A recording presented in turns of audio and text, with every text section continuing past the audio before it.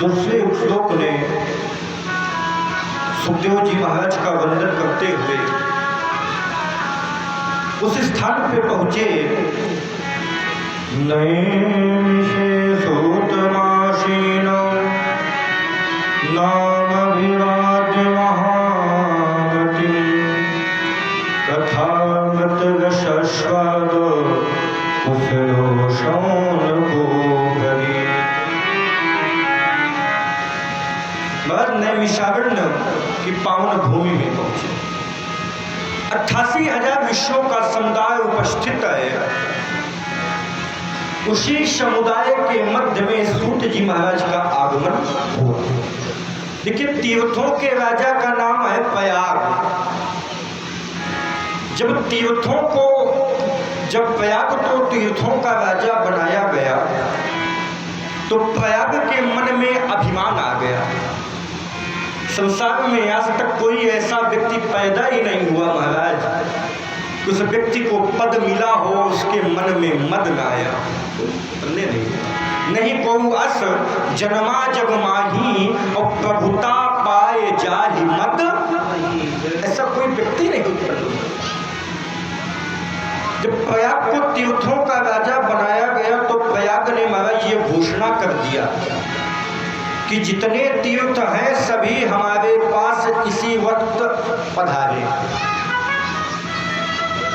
महाराज हरिद्वार गए, सभी तीर्थ गए, जगन्नाथ आदि सभी तीर्थ गए। महाराज गए तो नहीं गए खाली दो, वृंदावन और चित्रकूट।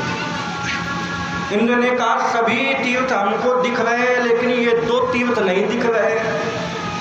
का महाराज वो नहीं आए।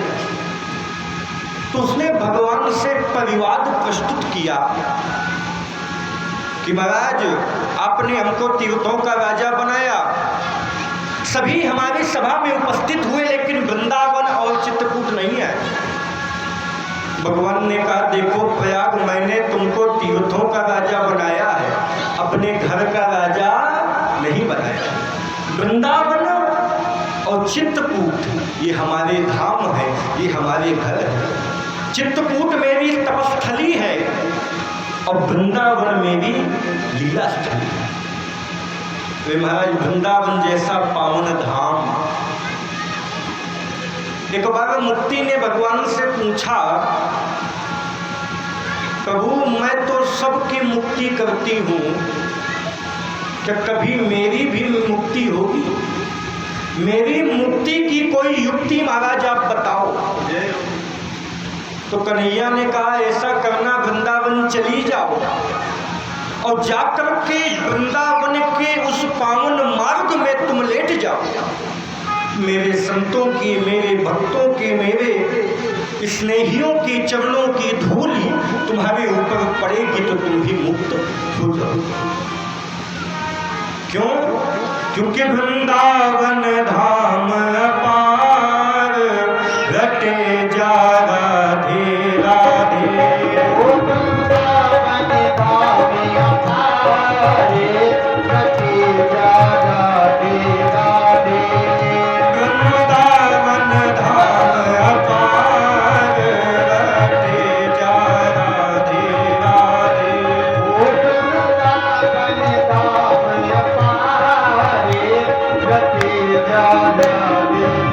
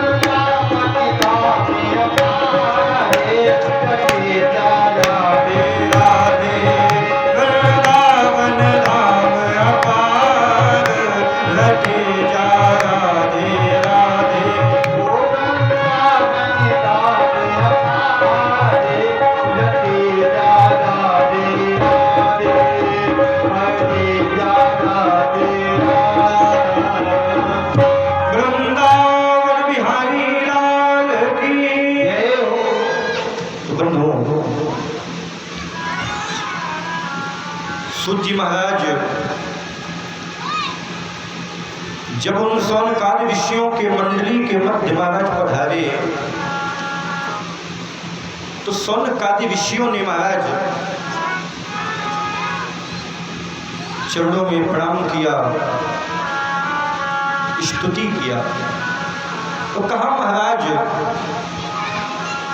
आज हम संसार की स्थिति देख रहे हैं, बिल्कुल स्थिति बदल गई है।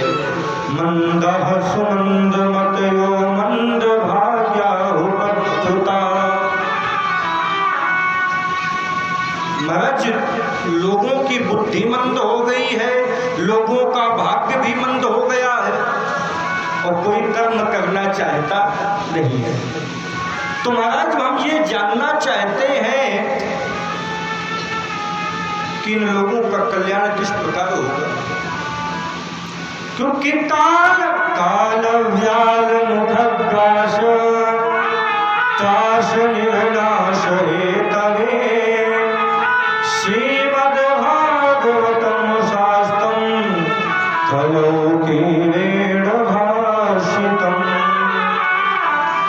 हम आप समझ लीजिए काल रूपी व्याल के मुख में बैठे हैं महाराज।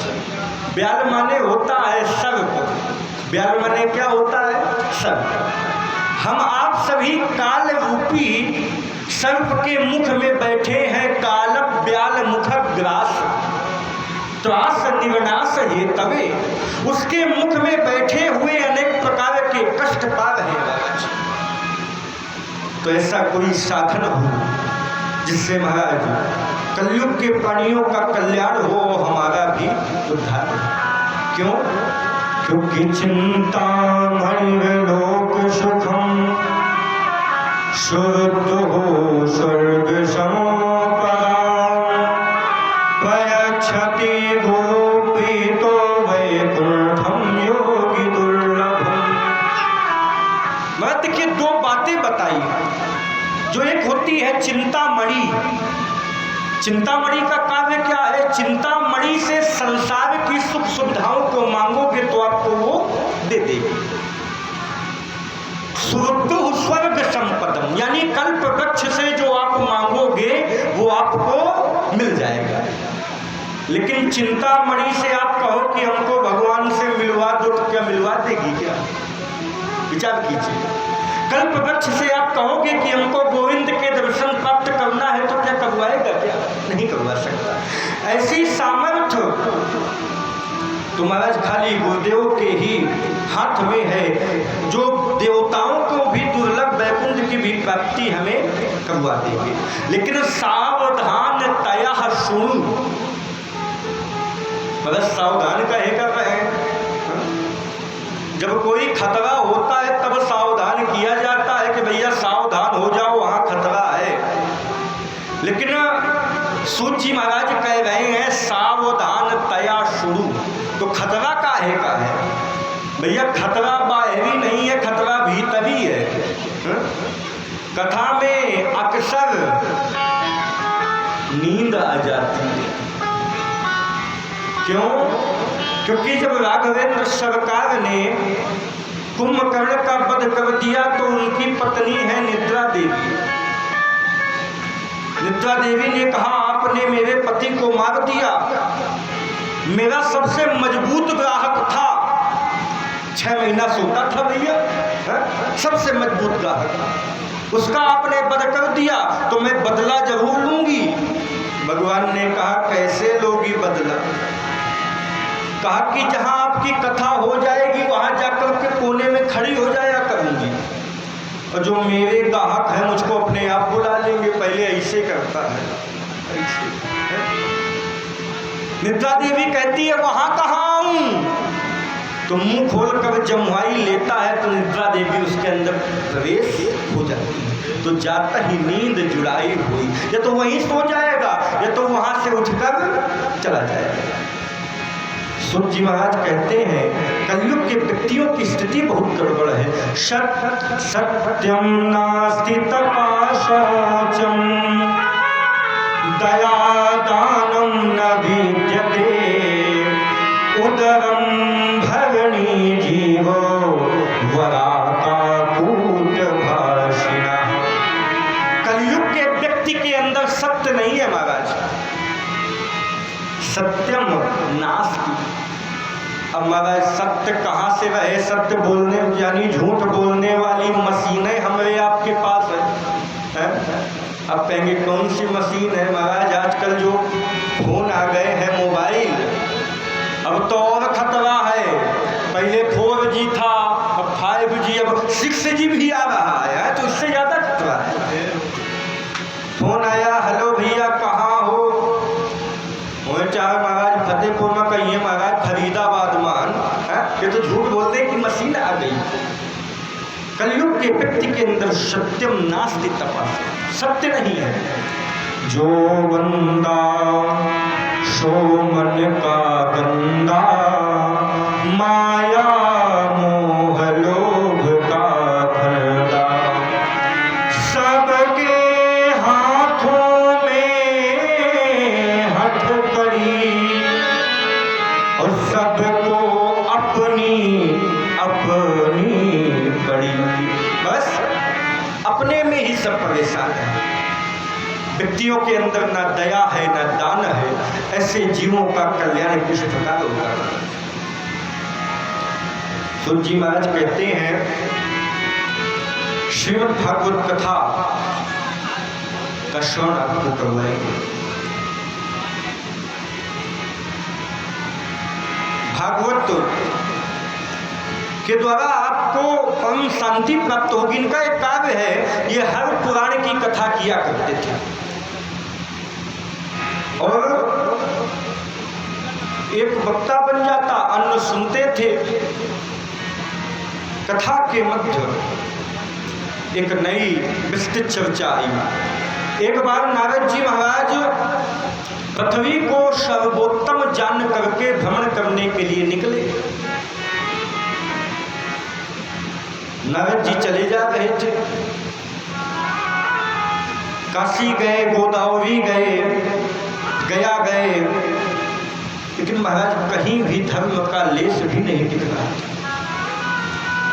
नारद जी ने कहा, पृथ्वी पर कली का अत्याचार बहुत अधिक हो चुका है, अब हम वृंदावन चलते हैं।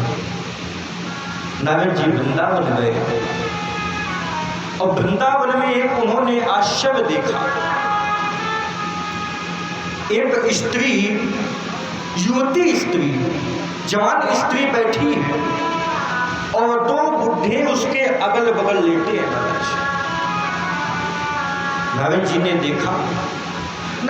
देखा, ये संसार है, यहाँ हर प्रकार का व्यक्ति अपने किए हुए कर्म से फल पाता है, मुझको क्या करना है?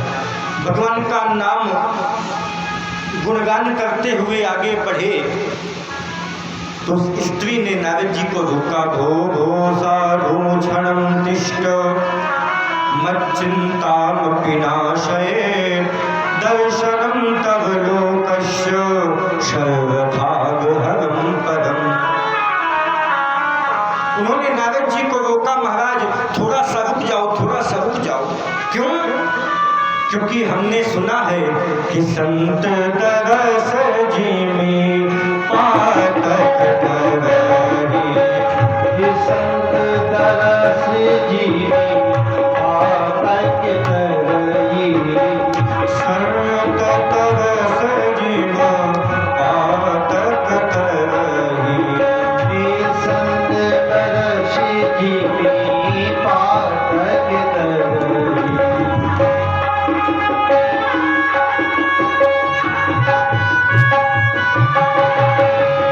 सरदाता तेरी सी ससियत हराई,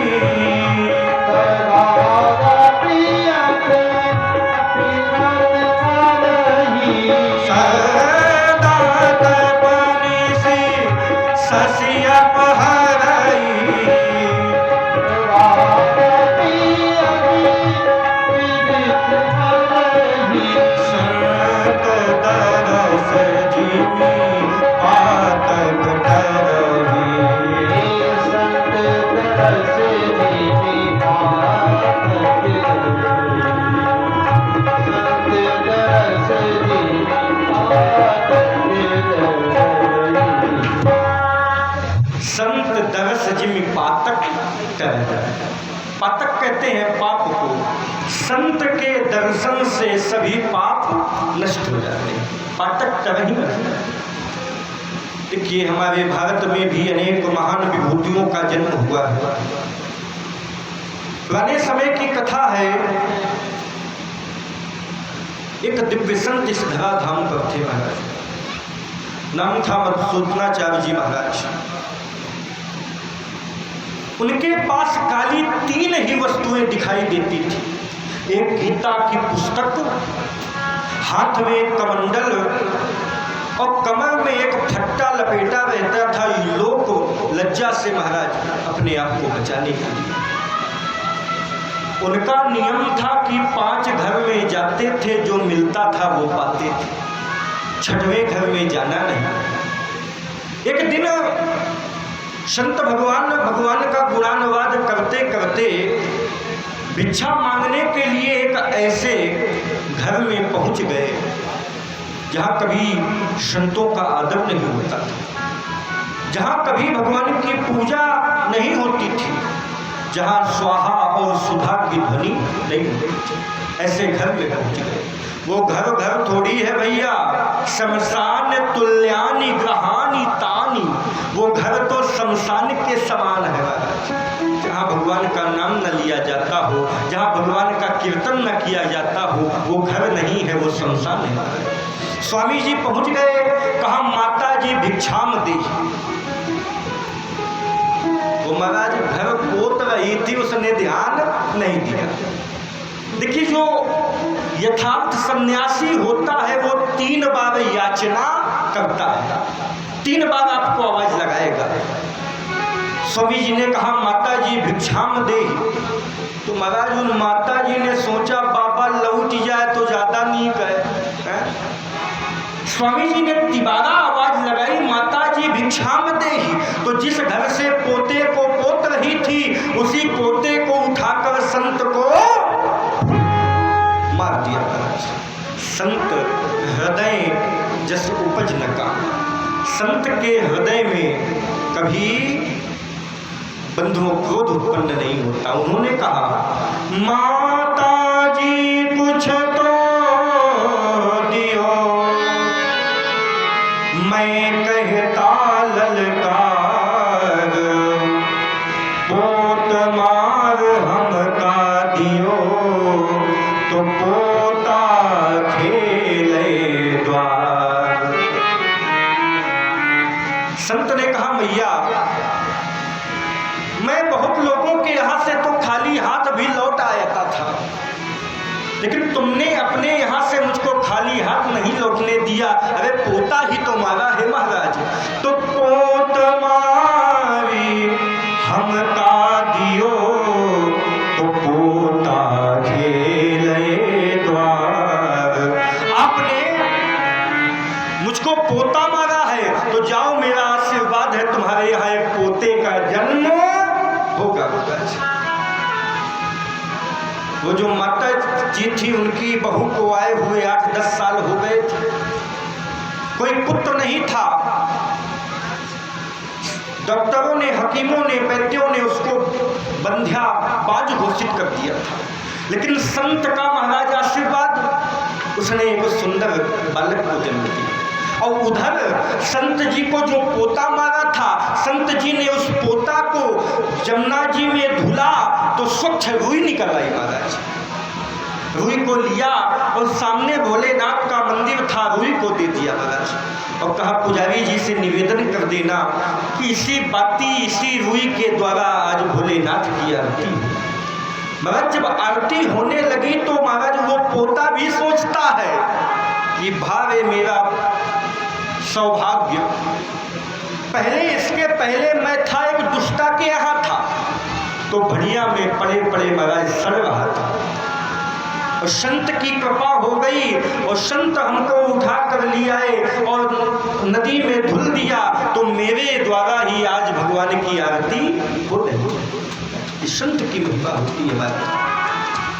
संतन के संग लाग रे तेरी अच्छी बनेगी, संतन के संग लाग रे तेरी अच्छी बनेगी, संतन के संग लाग रे तेरी अच्छी बनेगी, संतन के संग लाग रे तेरी अच्छी बनेगी।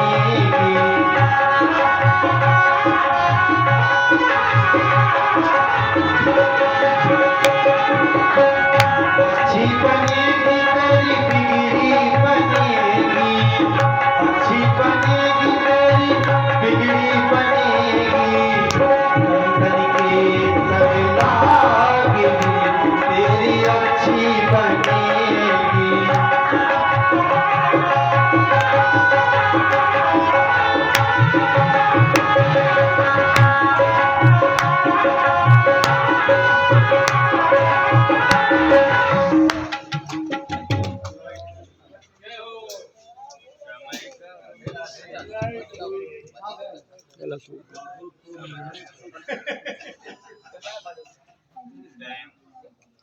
हाँ बस आरती करवा रहे हैं थोड़ी।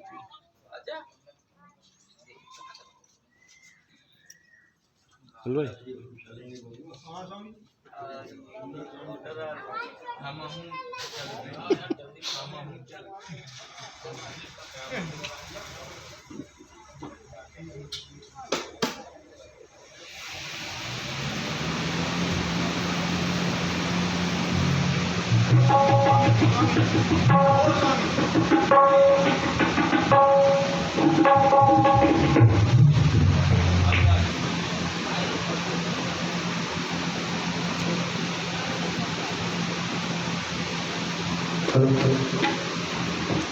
वृंदावन बिहारी लाल की देव। तुम्हारे संतों का संग जीव को एक नई दिशा देता है। नारद जी से भक्ति ने निवेदन किया, मेरा नाम है भक्ति, और ये जो दो पुत्र है, एक का नाम है ज्ञान और एक का नाम है वैराग्य। मेरा जन्म गुजरात में हुआ, उत्पन्नम द्रविड़े शाहम, मेरा जन्म द्रविड़ देश में हुआ, और गुजरात में पाखंडियों ने मेरे अंगों के महाराज खंड खंड कर दिए। मैं तो बूढ़ी हो गई, मेरे पुत्र भी जर्जर अवस्था को प्राप्त हो गए। लेकिन जैसे मैं वृंदावन आई महाराज, तो वृंदावन आते ही मुझको एक नया स्वरूप प्राप्त हुआ।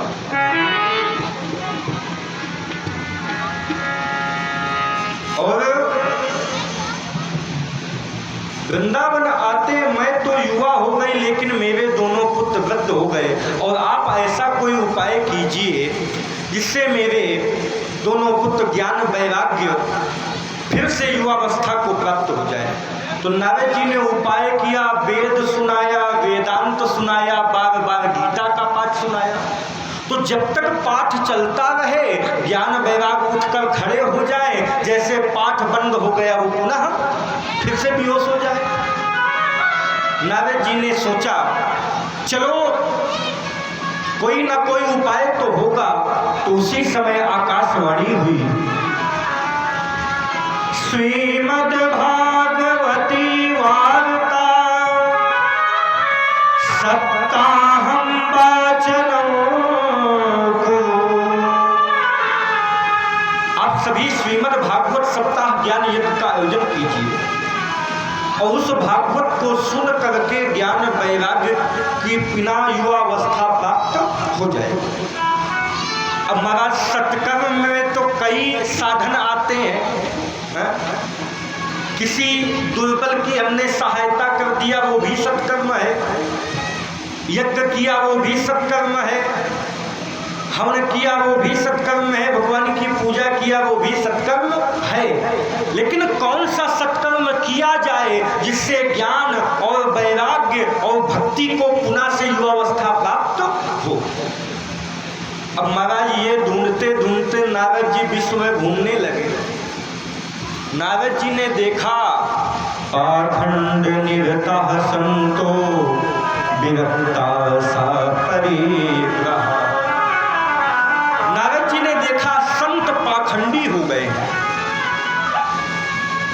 पाखंड महाराज, पापस्य खंदा इति पाखंड।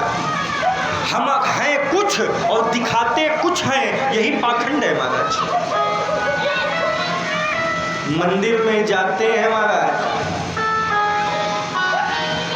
जूता उतार दिया और भगवान के सामने खड़े हो गए, और जूता ठीक ऐसी जगह उतारेंगे कि जूता भी दिखते रहे और भगवान भी ऐसी जगह उतारते हैं।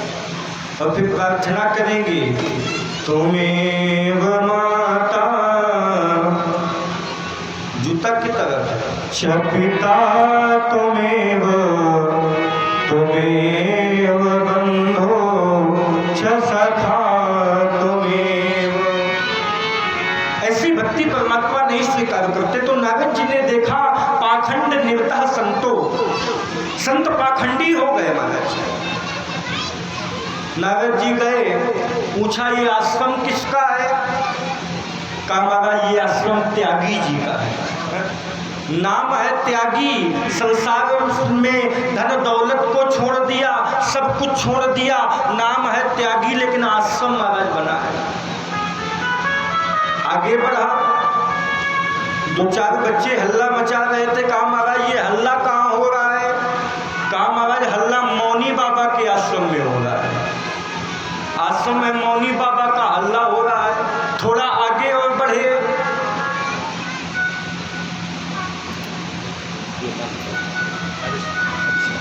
और हमारे भैया हरिश्चंद्र भैया की ओर से 11 पुष्प प्राय बाकी बिहारी लाल के चरणों में समर्पित है। भैया का भगवान महामंगल करे। आगे बढ़े, एक जगह बहुत सारे बाल गोपाल खेल रहे थे। नारद जी ने कहा ये बालक किसके हैं? कहा ब्रह्मचारी जी महाराज के। देख लीजिए कितना परिवर्तन हो गया। त्यागी के आश्रम हो गए, ब्रह्मचारी जी के बच्चे हो गए महाराज, और मौनी बाबा के आश्रम में हल्ला हो रहा है। कलयुग की स्थिति ये हो गई। नारद जी जा ही रहे थे तो एकदा तो विशालायां चत्वारि ऋषयो मला सत्संगार्थं समाजगमुष दुर्शुस्तत्वनारद। नारद जी बद्रीनाथ की ओर जा रहे थे। वहीं उनकी भेंट सनत कुमारों से हुई। सनक, सनंदन, सनातन और सनत कुमार, ये चारों भैया है महाराज। उन्होंने नारद जी से पूछा महाराज इतनी जल्दी जल्दी कहाँ भागे जा रहे हो? है? और मैं देख रहा हूँ आपका आज मुंह लटका हुआ है। गतवित्तो यथा जना, आप वैसे ही महाराज चिंतित हैं जैसे कोई निर्धन का धन चला गया हो महाराज। क्या कारण है? नारद जी ने पूरा वृत्तांत बताया। कहा कि महाराज भक्ति ज्ञान वैराग्य के पुत्र वृद्धावस्था को प्राप्त हो गए हैं, उनकी दुख की निवृत्ति का कारण पूछा गया है और बताया गया है कि सत्कर्म किया जाएगा तो उनकी मुक्ति। तो बस इतना प्रभु बता दो कि सत्कर्म क्या है। संकार ऋषियों ने कहा बस इतनी बड़ी बात। सत्कर्म सूचको नूनम ज्ञान यज्ञ स्मृतो बुधई श्रीमद् भागवतालाप सतो गीता शुकादि। सत्कर्म भागवत का अनुष्ठान करवाइए महाराज। नारद जी ने कहा आप कहो भागवत का अनुष्ठान करवाइए, आप भी फक्कड़ हो हम भी फक्कड़। अब आयोजन कहाँ हो? आपके पास भी कुछ नहीं और हमारे पास भी कुछ नहीं महाराज।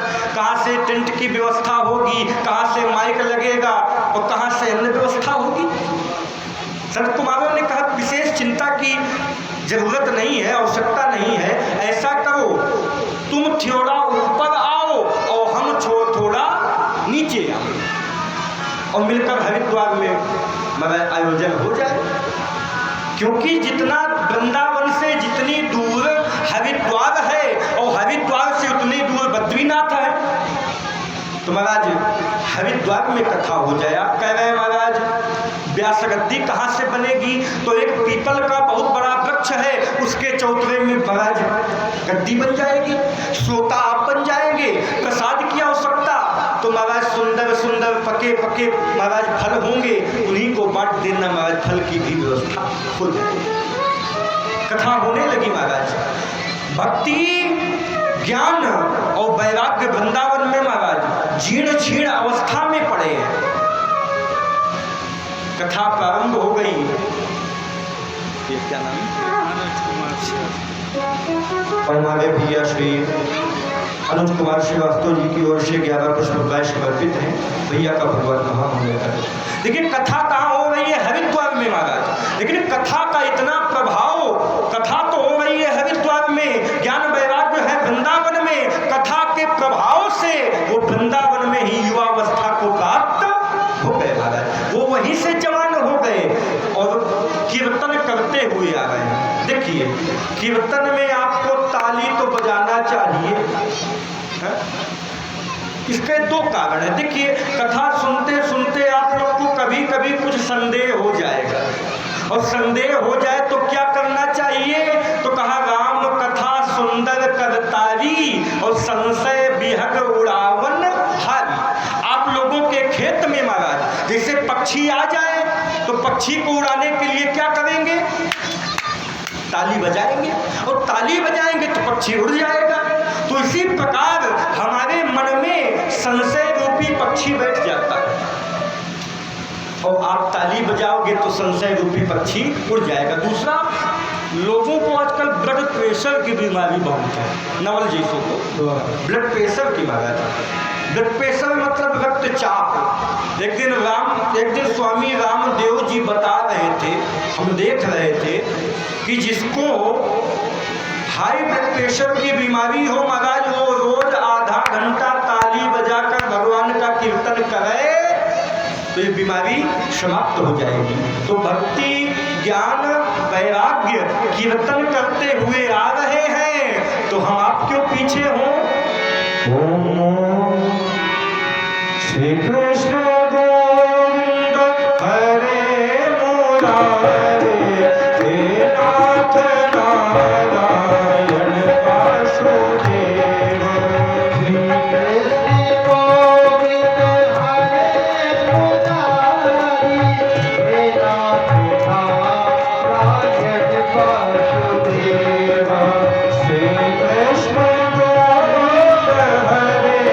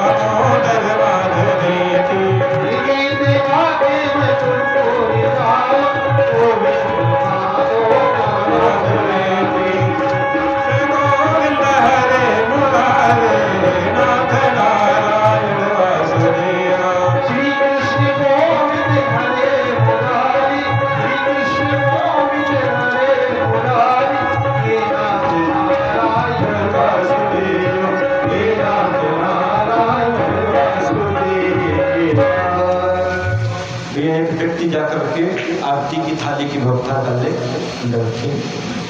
बंधुओं, इसी प्रकार कीर्तन करते हुए भक्ति ज्ञान वैराग्य वहाँ की पावन भूमि में पहुँचे हैं और नारद जी की वंदना किया। जगति जयति माया यस्य काया धवस्ते सकल कुशल पातो ब्रह्म गौतम नतास्मि। आपकी कृपा से हम लोगों ने पुनः अपनी युवावस्था को प्राप्त किया महाराज। आपके शरण में आकर के प्रहलाद जैसे भक्त का उद्धार हो गया। आपके शरण में आकर के ध्रुव जैसे भक्त को परमात्मा की प्राप्ति हो।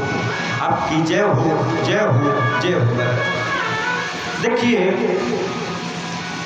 भागवत के महत्व को प्रथम दर्शाया जाता है। तो ये जो महत्व है ये भागवत का नहीं है। भागवत की कथा कल से प्रारंभ होगी।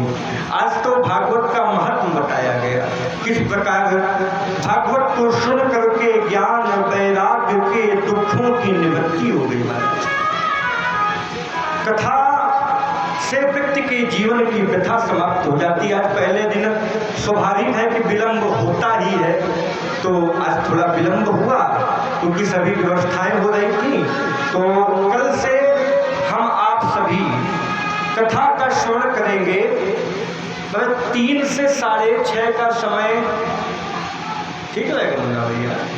3 बजे से 6:30 बजे तक का समय आप लोग हमको देने की कृपा करें, क्योंकि देखिए जब तक श्रोता नहीं होंगे तब तक हमको भी आनंद नहीं आएगा।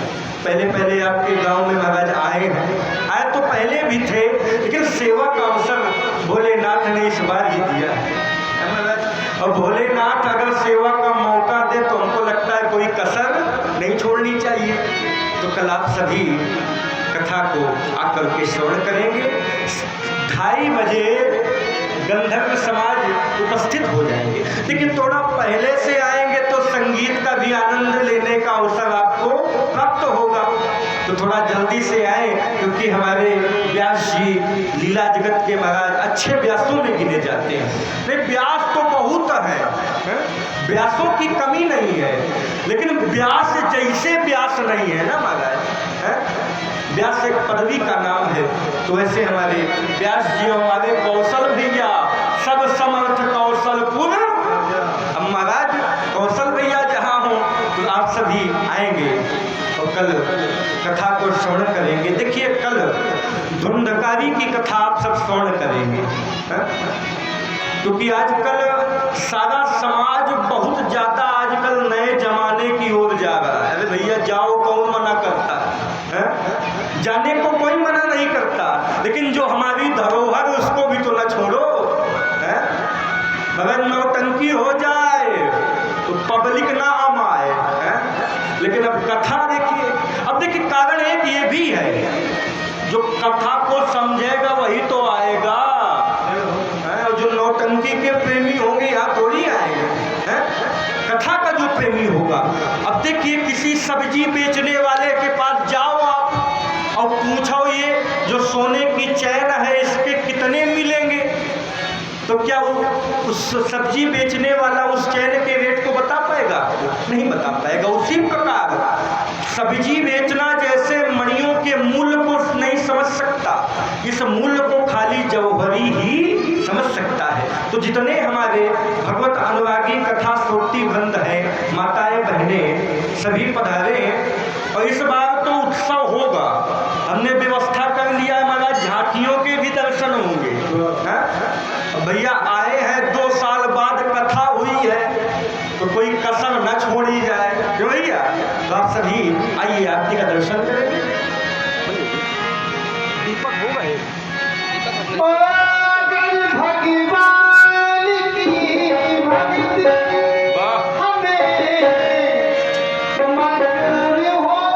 हो जाए। अगर भगवान